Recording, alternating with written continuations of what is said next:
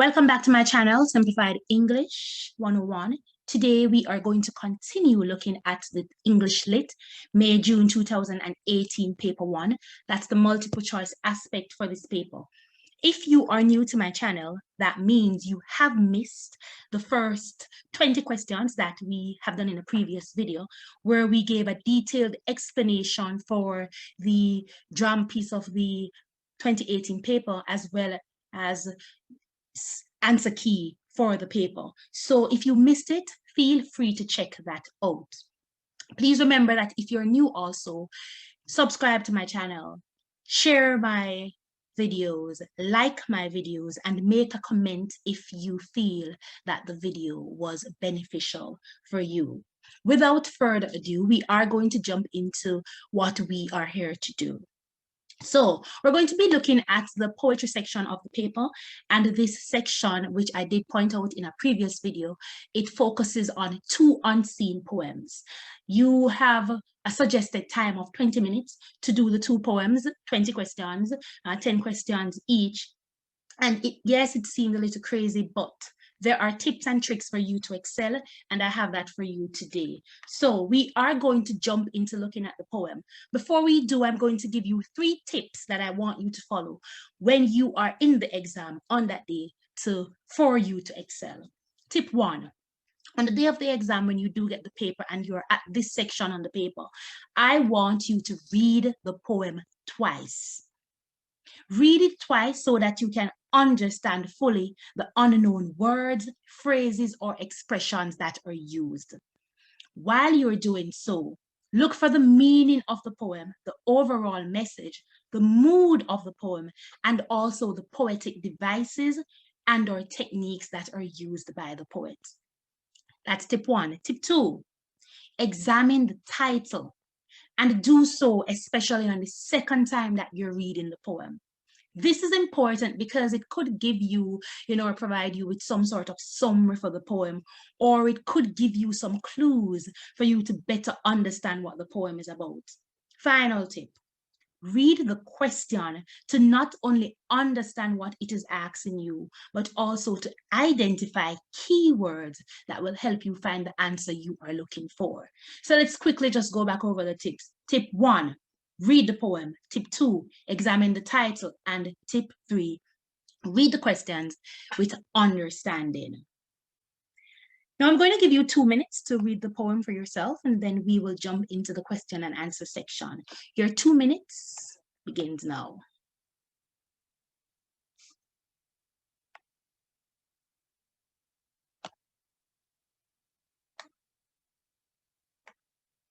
All right. 2 minutes, that's up. Let's jump into the poem. Now, what I did point out in my previous video, and I did tell this is something I do tell my students, when you get your poems and you look at your extracts, go to the bottom of the extract. The possibility exists that you might know about the poem, you might know about the poet or the poet's other works, and it will help you to get some kind of background information into what the poem could possibly be about. In this particular case, we see writings by Blacks in Canada. Right away, when we think about the title of the poem and the little information given there, back information on the book and the author and the publication, it lets us know that it is going to be about Black people migrating to Canada. So it's the life of an immigrant. So right away, the theme of, lives of immigrants, migration comes into play. So we expect to see that right away within the poem. So let's jump to question 1.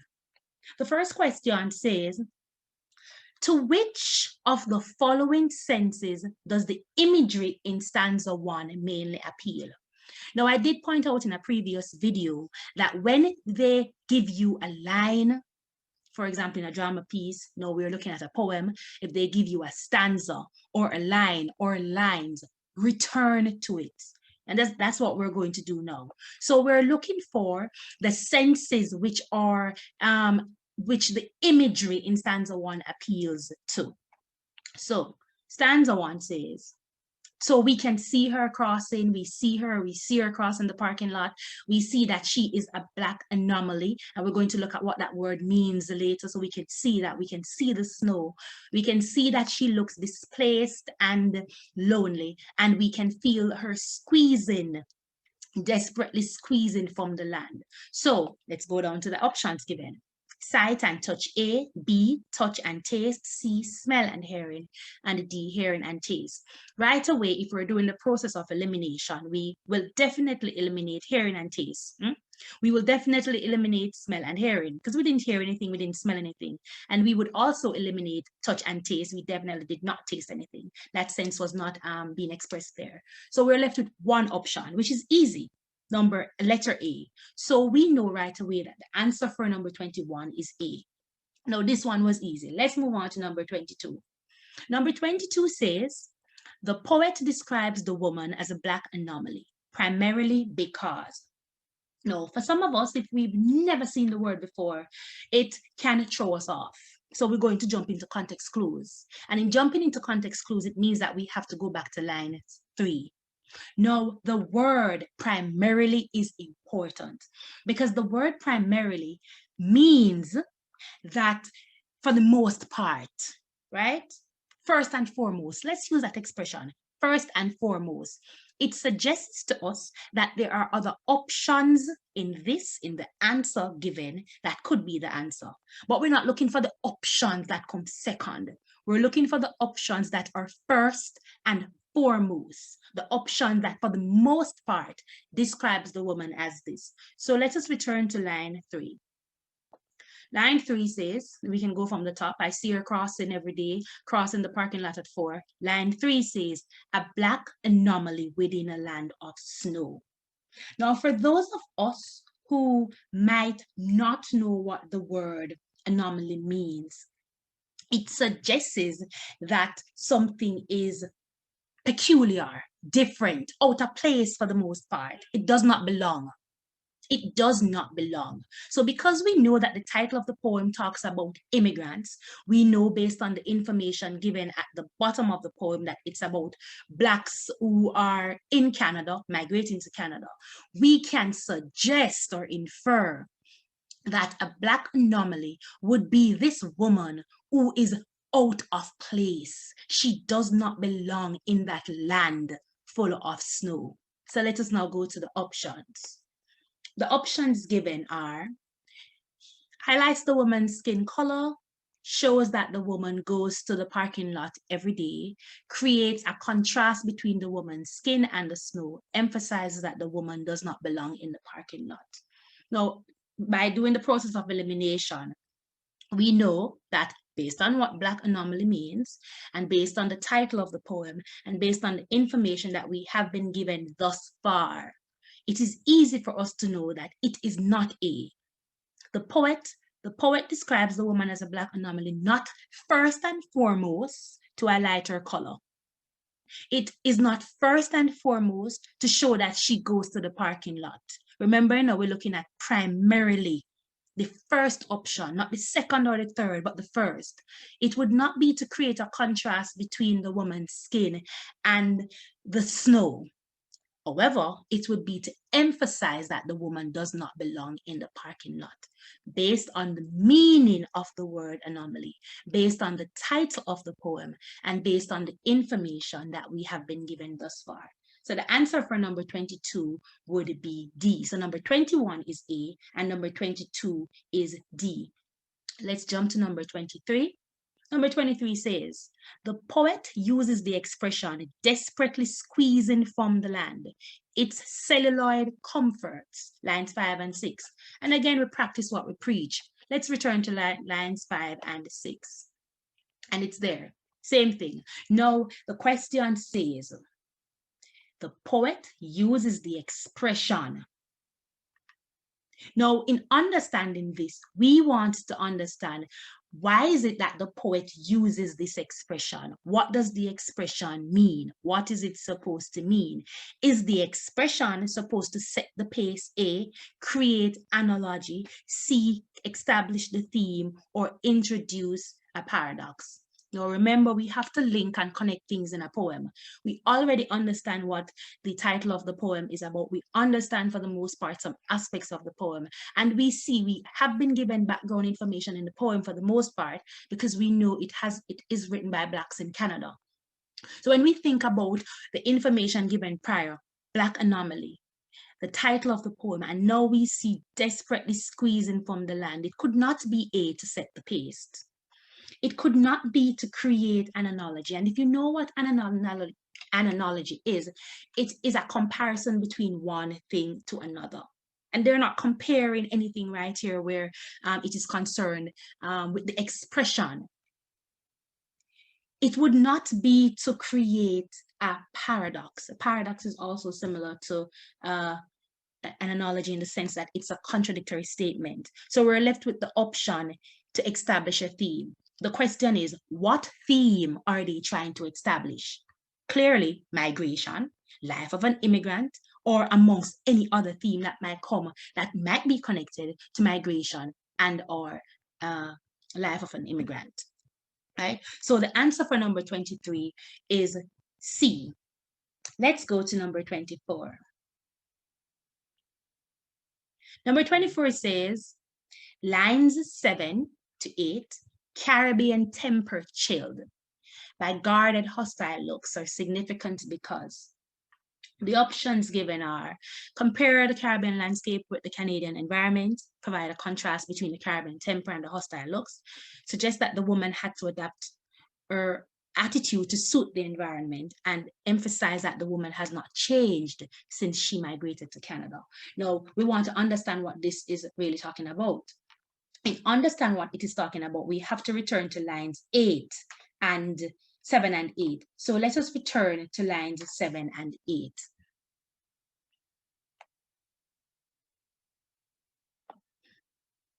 Line 7 and 8, it says, again, Caribbean temper chilled by guarded hostile looks. And it goes on and on. No, the question says, what is the significance?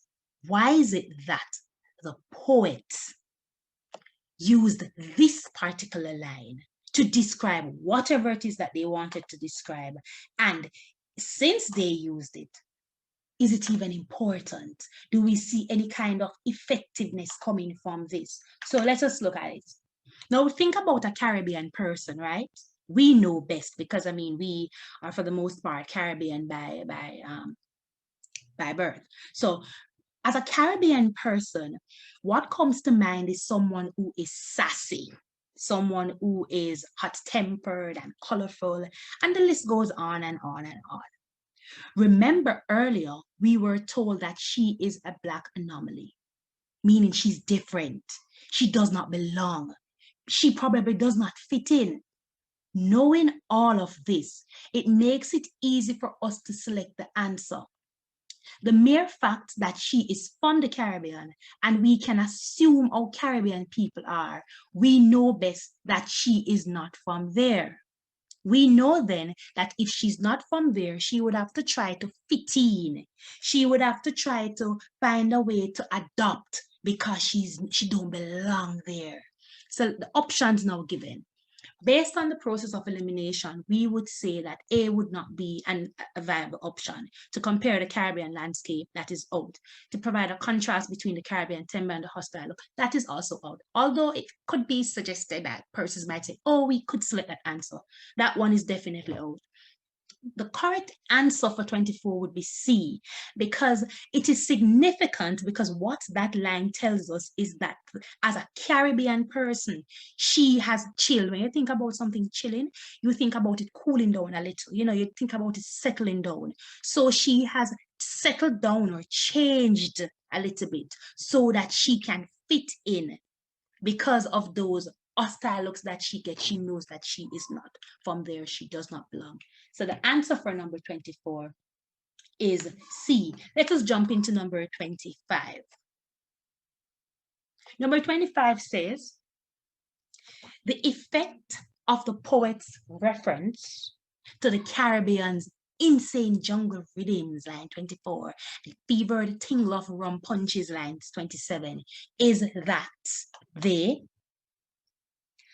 Now, the word effect sometimes throws students off. You know, they tend to forget that, oh, we've been doing lit for quite a long time now, so it should be easy for us. And that's not always the case. So when you see questions like these, do not become dismayed.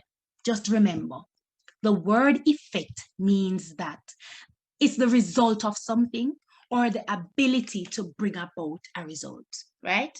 So it's the ability to bring about a result. Whatever the poet wanted us to feel, wanted us to see through these particular devices used, did we see it?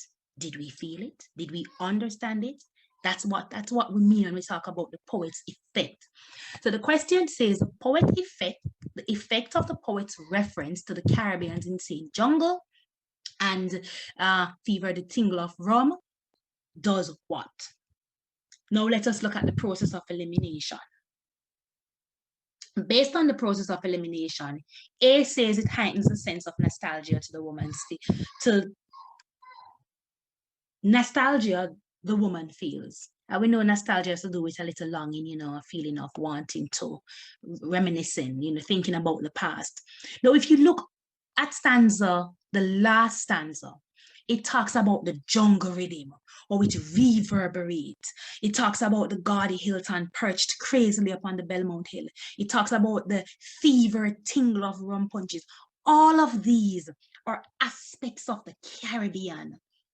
All of these are things that as Caribbean people, we tend to enjoy, we tend to love. No. When you, the poet, when you think about the feeling, when you think about the effect that the poet is trying to create, think about your own feelings and your own responses as you read the poem or the question.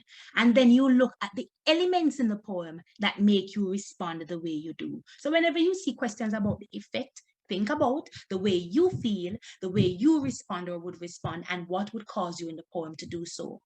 The poet effect can be described in this and can be created through the use of devices like devices or symbols or forms and structure, diction, etc. So let us look now back at the questions and the options that we have been given. Now, we're at number 25. Very good. So the options given is that it suggests that the life the woman left behind was difficult. The last stanza does not suggest anywhere at all that her life was difficult. Rather, it suggests that this woman had a wonderful time. She loved wherever she is coming from. So we know that B is out. Mirror the woman's experiences in the new environment. It does not. The last stanza does not mirror anything about the woman's experience. If it did mirror the woman's experience, it should talk about, you know, all of the negative. And this particular stanza is very positive, emphasizes the coldness and hostility of the environment. It does not. The last stanza talks about the Caribbean feel, the Caribbean environment, Caribbean longingness. So the only option that we have is to heighten the sense of nostalgia the woman feels. Clearly, the woman misses her homeland. Clearly, the woman misses where she is coming from. Clearly, she desires to return. And this is why she thinks about the insane jungle rhythm and the fever rum punches. She misses where she's coming from. So the answer for number 25 is A. Now let's jump to number 26. Number 26 says, which of the following adjectives best describes the tone of the last two stanzas of the poem? Now notice that the word best is in all caps, so that's important. Pay attention to it. And also the word last two is in bold. So let's jump to the last two stanzas and look at what is being described. When we think about the tone of a poem, right, students, we think about the attitude that the writer feels. So we think about the words that the writer uses to show how he feels about the subject matter. So let's see how he feels. Now, if we look in stanza 5, we see words like shiny and metallic and spluttered and glowed. Like stanza 5 is a little bit more cold and rigid and harsh. And then we come to stanza 6 and it's playful and fun and colorful. And we see the old jungle rhythms and fever tingle grass. And we see so much color in contrast between stanzas 5 and 6. So let's look at the options which are given. The options are impartial. The word impartial means biased. The word impartial means unbiased. Sorry about that. So the word impartial means unbiased and it means to be neutral in a sense, right? When we think about the word sympathetic, it means showing feeling or concern. And then we think about the word disapproving, which could mean something is discouraging or you have an unfavorable opinion. You're critical, rather. You're critical. Let's use that word. Then we think about condescending. We think about someone acting as if they are superior in attitude or status in life, whatever that might be. So let's look at now which of these words best describes how the poet feels about stanzas 1 and about the last 2 stanzas. It is not impartial, or he or she is not impartial, because we know what impartial means. They are not disapproving. They are not being critical, especially when we look at the last stanza 6. They are not condescending. So if we were doing process of elimination, impartial and condescending would automatically be out.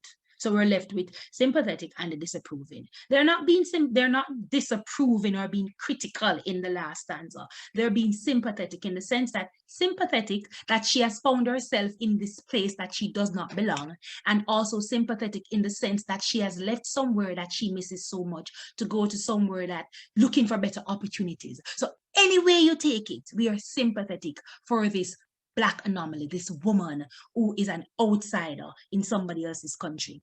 So the answer for number 26 is B. Let's move on to number 27.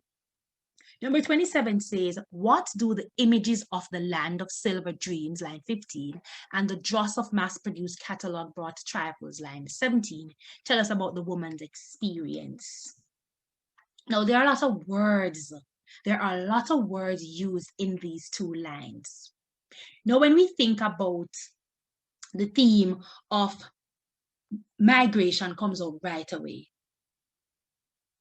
The theme of migration comes out right away when we think about Land of Silver Dream. You know, you think about leaving your country to go somewhere better, or you think about better opportunities. So Land of Silver Dream right away brings out the theme of migration. So we think about that and we know, remember what the title of the poem is.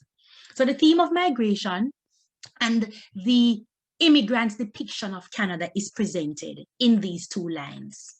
It's a little bit ironic that this persona has left her homeland to seek a better life in a land of silver dreams. Not even gold dreams, you know, silver dreams. Now, this could tell us or suggest to us the financial or social status of her homeland, that the silver dream is much better than her homeland. And as such, they're forced to migrate to seek better opportunities wherever present in other countries. Now, we see words like dross and mass-produced and catalog brought and trifle. Now, let's look at what these words mean before we look at the options given. The word dross means worthless. You think about something that is mass-produced. You think about something that is coming out in large quantity. It could suggest that the migrants themselves, you know, are coming out in large quantity seeking a job. That could be one. Then we look at the word catalog bought. You think about a catalog, you think about a magazine. You think about, you know, those things that they normally print and purses, they understand and they show all of the fashion stuff and all of these things. But then we go to the word trifle, which means 2 meaning. Could mean sweet, a sweet treat, but we know that's not it. So we're moving on based on context clues. We're moving on to the next definition. It could also mean something that is of little value, right? Now, when we put all of these words together from lines 15 and line 17, the visual image created depicts the idea of wanting a better life, especially for immigrants. However, as an immigrant, one must contend with the natives of the land and the idea that they will never get the best opportunities that they seem that they want because they are seen as outsiders. And they must even deal with the cold treatment from others who are not really willing to accept them. And this is why, earlier on we saw those cold stares. Now, if we look at the specially selected diction for lines 15 and 17, we can assume that a migrant's desire for a better life is sometimes overshadowed or subverted by the treatment of natives in that country. So let's look at the options now. Option A says, letter A says, she recognizes the similarity in their environment. She was expecting to become wealthy in a short time. They realized her fulfillment in her life in Canada. C and D, her hope for a better life is undermined by the attitude of the people. Now, after listening to all that explanation, what would you say the answer is? Take a guess. It's clear. Yes, the answer would be D. D, because after looking at the specially selected diction, looking at the themes which come out from these images which are created, looking at the title of the piece, looking at the woman's experience, in contrast to where she's coming from, the best answer would be D. Her hope for a better life is undermined by the attitude of the people. Let's jump to number 28. So we're almost finished with this poem. We're going. So bear with me. We're getting there. Number 28. Number 28 says, the sun perpetually hides its head. Lines 23 is an example of. This one is easy. Yeah, because we know sun can hide right away. So we know that's personification. And then we see the idea being created of the sun hiding. So someone who is trying to conceal themselves, and so the movement of their head, when someone is trying to dodge, in Jamaican terms we call it dodge, trying to hide. And so the metaphor there shows that comparison, but also so the line is metaphoric, but it also uses personification. So the answer for this would be D. Let's jump to number 29. See, I told you we're moving. Number 29 says, the final stanza of the poem is to A, demonstrate that the woman's life in the Caribbean was difficult.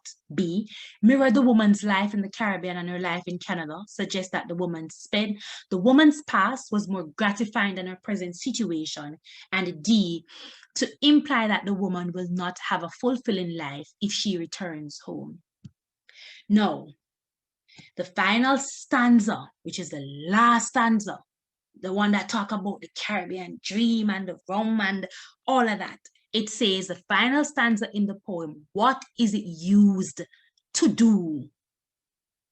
Now, based on the options given, we know that it is not to demonstrate that the woman's life in the Caribbean was difficult, because the last stanza spoke about the beauty of the woman's life in the Caribbean. So based on the process of elimination, A is out. Number 29B, mirror the woman's life in the Caribbean and her life in Canada. It was not doing that, so that definitely is out. It spoke only about the woman's life in the Caribbean. Then we go to C, suggest that the woman's past was more gratifying than her present. That could be an answer, but let's look at D.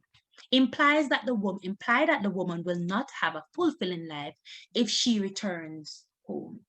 That definitely wasn't it.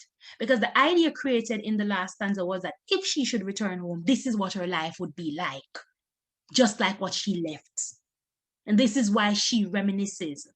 So the answer for number 29 would be C. It suggests that the woman's past was more gratifying than her present situation, the cold, the hostile stare, and her being seen as a black anomaly, and all of these things. Let's go to the last question. What is the poem mainly about?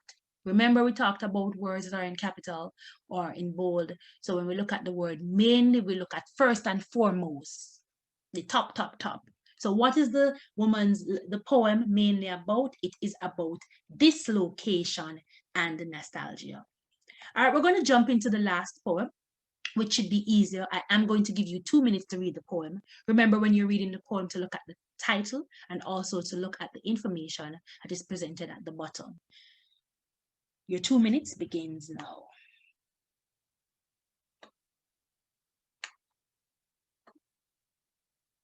Let's jump into number 31. Number 31 says, what is suggested by the opening lines, like butterflies, but lately come from a long cocoon of summer? Now, based on the process of elimination, this one is easy too. The butterflies are a cocoon.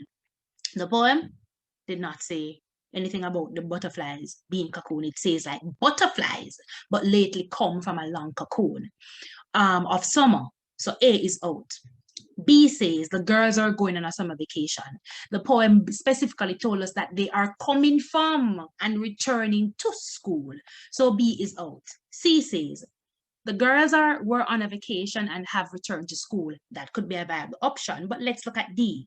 The butterflies have been undergoing a transformation. Definitely out based on the process of elimination, based on the poem itself, the answer would be C. Let's go to number 32. Number 32 says, swarm the sidewalks, line 4, and litter airs with color, line 5, are examples of which the following litter devices. What would you say?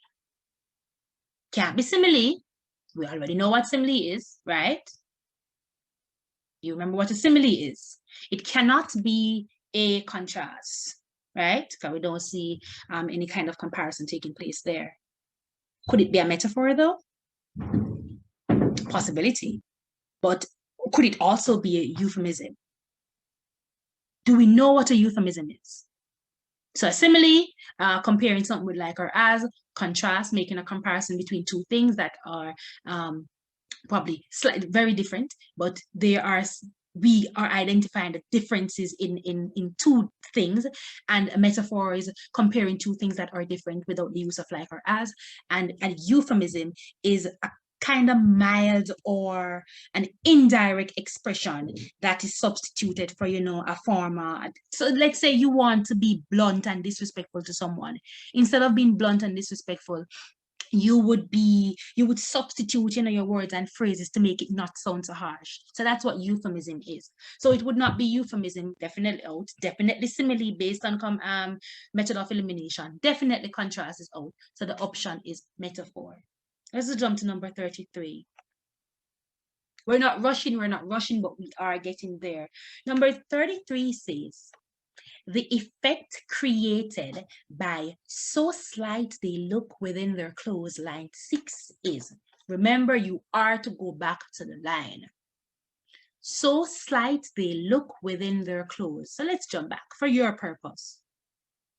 Now, it says, so slight they look within their clothes. And even if you want to read the lines below, but we're going to focus on line 6, their dress is looser than the sulphur's wings. Sulphur's wings. So let's jump to the options that we are given.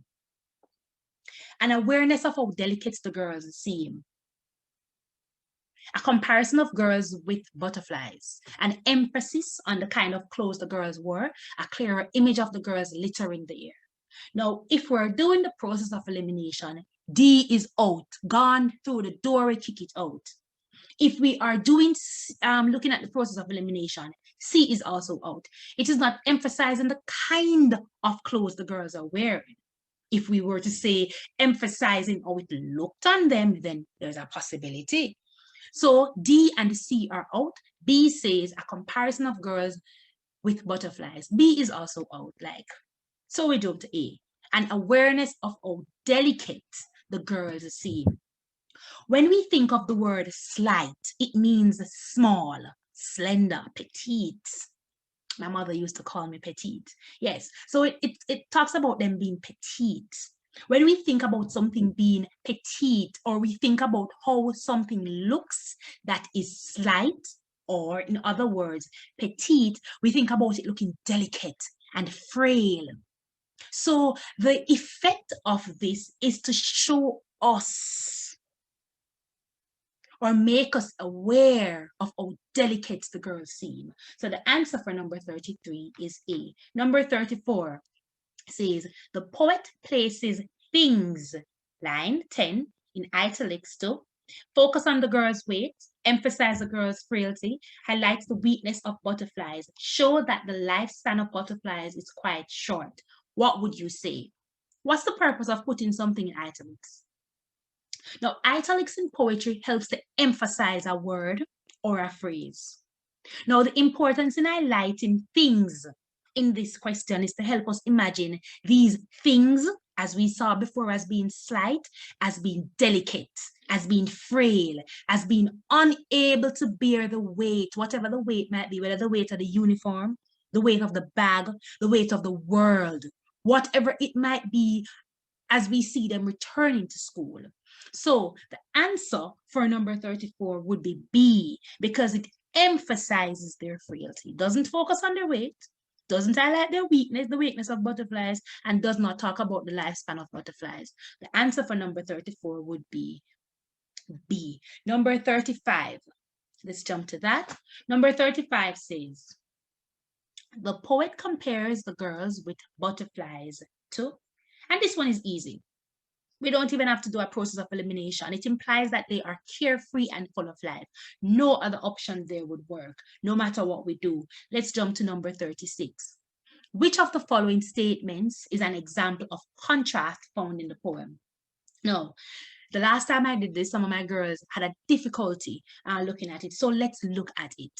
A, butterflies swarm the air and hang in cocoons. B, the dresses are looser than the sulphur's wings. C, the girls look fragile, yet they hang from the railings. And D, the girls swarm the sidewalk, yet they litter the air with color. Now, when we think about contrast, remember, we just spoke about it. As a device, contrast means that we must be comparing two things. So there must be one thing comparing to another thing. And in comparing these things, they must be strikingly different. They must have some striking difference about them. Yet we find a way to highlight these differences, right? And bring it into close association or make the differences seem as if they can work. So because of that definition, A would be out. B would also be out. The dresses are looser than the sulphur's wing. No. C says the girls look fragile, keep saying frail, yet they hang from the railings. Now think about it. When something is frail, it's weak, right? When something is fragile, it's weak. Something is fragile, it is delicate. Now, if something is fragile, can it have the strength to hang on from a railing? No, it cannot. Because fragile makes us know that it is brittle. It can't easily break. It's too delicate. It don't have the strength. And so the contrast in number 36 is the fact that the girls are seen as fragile, weak and delicate, yet they are strong enough to hang from railings. And so the answer for number 36 would be C. Let us jump to number 37. 37 says, and laugh as though the world were theirs. Lines 13 is effective primarily. Now, I love when I see these words like primarily, and I love when I see these words in bold, because what it does is right away, it makes me know that there is a distractor. There is a distractor in the options. There is another option there that could possibly work. And so now you need to put all the skills that you have been learning into practice. So let's put them into practice. Primarily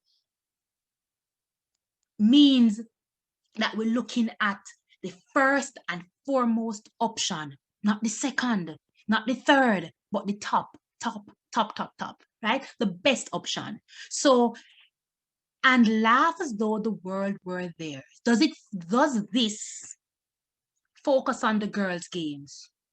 No, it does not. Does it confirm that the girls were wealthy? Definitely not. Does it compare the girls in their dresses with the sulfur's wings? No, it does not. You talk about them laughing as if the world is theirs. Showing that, them probably have power, them probably overcome. So we see option D emphasizes that the girls have conquered their environment. So even though them feel frail and fragile, it don't bother them. It does not seem to faze them. And so the answer for number 37 is D. Let us jump to number 38. Number 38 reads, which of the following words best describe the speaker's attitude to the girls? When we talk about a speaker's attitude in lit, we talk about the way the speaker feels towards or about the subject matter. So the subject matter that he's talking about in this particular poem, we want to look at how does he feel? Why does he probably feel the way does he feel? How do we know that he feels this way? We can tell based on the specially selected words or the dictions which are used in the poem, the imagery created. We can even tell how the speaker feels when we look at the inflection between the words, the words that he might place emphasis on. So let us now look at the options. Is he or she bemused and admiring, approving and resigned, despairing and outraged, and complimentary and nostalgic? What would you say the answer is? Best guess. The answer would be A. Yes, the answer would be A. He is admiring them. He looks at them, and notice how detailed he is in the way he speaks about them. But also, bemused means confused. I'm kind of puzzled. He's puzzled at how frail they are and fragile they are, yet how carefree they are, and free, yet they seem so strong. They seem to not care. So he is puzzled, but he is at the same time admiring them. So the answer for number 38 is A. Let's jump to number 39. We have one more to go after this. The poet gives symbolic significance to lofty trees, sulphur's wings, butterflies. No. We have to select the correct option, whether it is 1 and 2, 1 and 3, 2 and 3, or 1, 2, and 3. What would you say? Which of these two have symbolic significance to them? Sulphur's wings and butterflies. Butterflies in the sense that they're carefree, in the sense that they can, move wherever they want to go without a care in the world, and sulphur's wings. Now, if you know anything at all about sulphur's wings, you would know that sulphur's wings it's a type of butterfly that has the yellowish or orangish color, and it has dark edges or lines, right? So those yellow orangish butterflies are full yellow or full orange. They're also known as cloudless sulphur because they are so delicate. So both of these ideas have symbolic significance to them. So the answer that we would select for this would be C. So the answer for number 39 is C, 2 and 3. Let's do the last option. The last question says, the title of the poem, Beautiful Creatures Brief as These, is effective mainly because it indicates that the poet sees the girls as beautiful creatures who are not strong. All right, so thank you for joining me for this episode. Thank you for joining me for this particular lesson. Please remember to share my video, comment on my video, let me know your feedback, if it benefited you in any way at all. And don't forget, like and subscribe. Until I see you next time, thank you for joining me.